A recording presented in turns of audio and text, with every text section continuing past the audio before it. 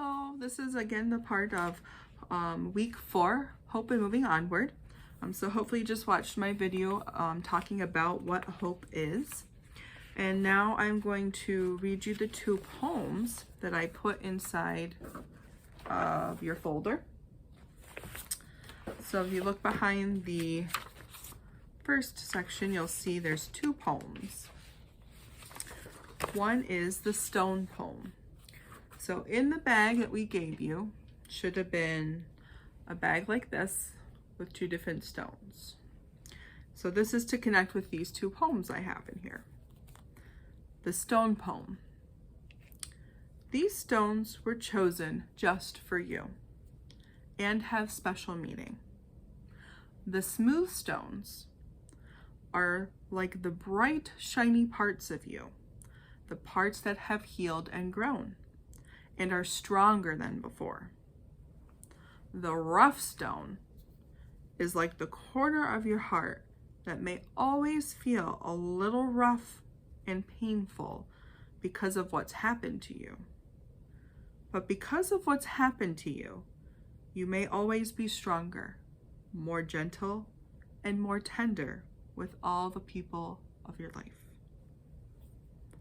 So one of the things I wanted to mention is when I picked out these stones, these rougher stones are actually salt rocks, which I don't know if some of you know anything about salt rocks. Maybe you have some in your home. There can be lamps. Sometimes these stones can be placed into a bowl under a light.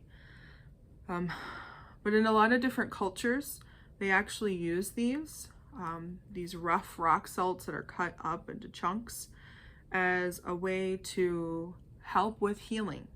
So that's one of the reasons I liked adding this in, because I like how, just like in this poem, it talks about how the rough stone is like our heart when something rough and painful happens to us, but how even though it is rough because of those things, it can have a positive impact on us. It can help us be able to do things differently in our life or see things differently.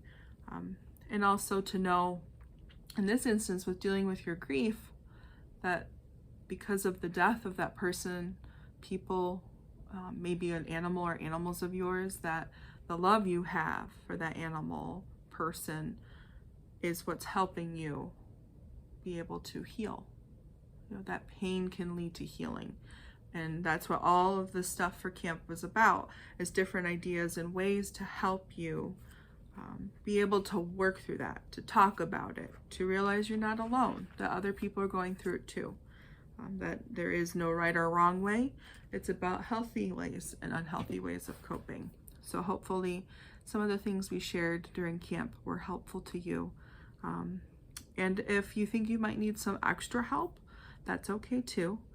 You can always talk to a parent or guardian or a trusted adult about how you feel you're struggling, and they can hopefully talk to you and help you, or they can get you to somebody who might be able to help you. Just like we talked about in the beginning, in the Terrible Thing That Happened book.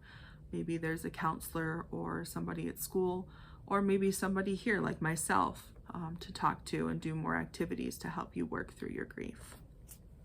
So the next poem I have is called Story of the Native American Medicine Bag. So that is what this bag is to symbolize and to represent. Story of the Native American Medicine Bag. A medicine bag is a small pouch that Native Americans have traditionally carried on the belt or worn around the neck. Medicine bags are used in Native American culture for healing. The things that are placed in the medicine bag represent things that have special meaning for the owner. Medicine bags are traditionally considered sacred, and this means that the owner can choose to share what is inside their bag, and no one is allowed to open someone else's bag without permission. The items in the bag can be emptied out and looked at to be reminded of strength and hope during difficult times. A few ideas of small items for a medicine bag are a rock from a special place, a picture of a loved one, or any other items that are important to the person. If a bag is a gift, the maker should add something of his or her own to the bag. So then the idea is you can use the stones we provided to you in the bag. Maybe you want to add another small picture or something that was of your persons or something that reminds you of them right here in the bag. And hopefully that's helpful to you as well too.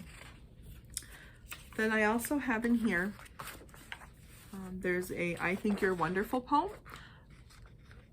As I say, feel free to read through that. I'm going to read it myself right now. I think you're wonderful. I think you're wonderful. When somebody says that to me, I feel wonderful. As wonderful can be. It makes me want to say the same thing to somebody new. And by the way, I've been meaning to say, I think you're wonderful too. If we practice this phrase in the most honest way and find something special in someone each day, we'll lift up the world one heart at a time. It all starts by saying this one simple line.